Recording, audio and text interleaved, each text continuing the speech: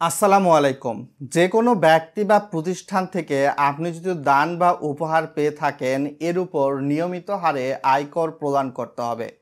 দানকর আইনের ২-৬ ধারা অনুযায়ী দান বা উপহার বলতে মূলত সেটিই বোঝায় এক ব্যক্তি অপর ব্যক্তিকে কোনো ধরনের প্রতিলাভ বা মূল্য ছাড়াই যেটি স্বেচ্ছায় প্রদান করবে, এটি মূলত হচ্ছে দান বা উপহার। তো সাধারণত বর্তমান প্রেক্ষাপটে দেখা যাচ্ছে যে এই দান বা উপহারের সাহায্য নিয়ে এক শ্রেণী অপর শ্রেণীকে কিন্তু এক ধরনের উপলক্ষণ দিতে যাচ্ছে বা উপহার দিচ্ছে, যার ফলশ্রুতিতে এনবিআর কর্তৃক এমনটাই কিন্তু আইন আনার প্রস্তাবনা দেওয়া হয়েছে এবং এর মাধ্যমে যে দান দিবে বা যে দান পাবে তাদের উভয়ের আয়কর রিটার্নে কিন্তু এই বিষয়টা সংযুক্ত হবে।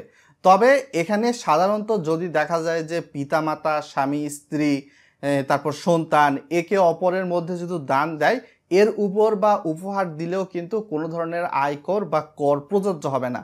তো বর্তমান প্রেক্ষাপটের নিয়ম অনুসারে আমরা যে বিষয়টি দেখতে পাই সেটি কিন্তু আপনারা অনেকেই জানেন যে বর্তমান আইন অনুযায়ী কোনো ব্যক্তি কর্তৃক কোনো আর্থিক বছরে করা ২০,০০০ টাকা মূল্যের করা যে দানের উপর দানকর ধার্য হবে না।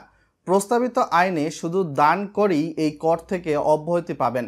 দানকারী ব্যক্তি বা প্রতিষ্ঠানকে কর দিতে হবে, যা দানের পরিমাণের ২০% পর্যন্ত হতে পারে। তবে পুত্র কন্যা বা পিতামাতা, স্বামী স্ত্রী, যেটা আগেই বললাম, এক্ষেত্রে কিন্তু কোনো ধরনের কর দিতে হবে না। অর্থ আইন অনুসারে ভাই বোন, তৃতীয় পক্ষ এবং প্রতিষ্ঠান সহ যারা দান পাবেন তাদের সবাইকে করের আওতায় আনা হবে। এর ফলে যিনি দান করবেন তাকেও কর পরিশোধ করতে হবে, একই সঙ্গে যিনি দান গ্রহণ করবেন তাকেও নিয়মিত হারে আয়কর দিতে হবে। নতুন বাজেটে আনা প্রস্তাবনা অনুযায়ী আয়করের সর্বোচ্চ হার ৩০% পর্যন্ত হতে পারে।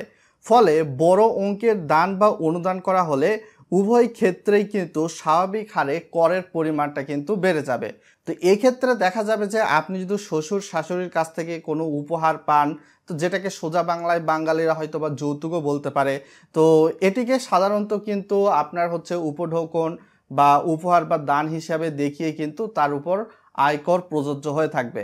এছাড়া আপনি হয়তোবা দেখা গেল যে শালক শালিকাকে হয়তোবা মোবাইল ফোন বা সামান্য কিছু অর্থ দান করলেন, তো সেটাও কিন্তু আপনার রিটার্নে দেখাতে হবে, বা আপনি উপহার দিলেন বা যে এটা পেলো তার যদি টিন সার্টিফিকেট থাকে তাহলে তাকেও কিন্তু এই বিষয়টা উপহারে দেখাতে হবে।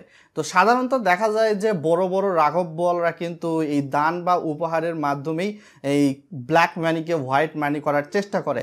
তো এই পথটা বন্ধ করতে সাধারণত আয়কর আইনে এই বিষয়টা সংযুক্ত করার প্রস্তাবনা দেওয়া হয়েছে ইতিমধ্যে।